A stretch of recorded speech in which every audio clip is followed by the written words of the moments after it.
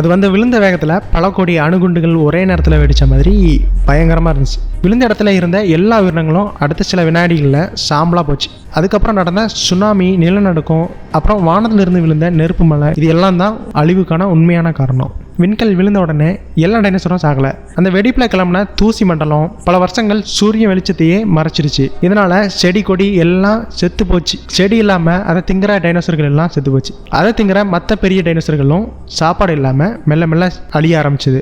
எல்லா டைனோசர்களும் அழியல. சின்ன சின்ன உருவத்தில் இருந்த மண்ணுக்கடியில் ஒளிஞ்சு வாழ்ந்த சில உயிரினங்கள் தப்பிச்சுது. அதிலிருந்து உருவானது தான் இன்னைக்கு நம்ம பார்க்குற பறவைகள். ஆமாம், அறிவியல் ரீதியாக பார்த்தா இன்றைக்கும் நீங்கள் பார்க்குற கோழியும் காக்கையும் கூட ஒரு டைனோசர் வாரிசு தான். டைனோசர்கள் திரும்பி வருமா? டைனோசர்கள் மறுபடியும் உருவாக்க முடியுமா? படத்தில் காட்டுற மாதிரி அதோட டிஎன்ஏ வச்சு உருவாக்க முடியுமா?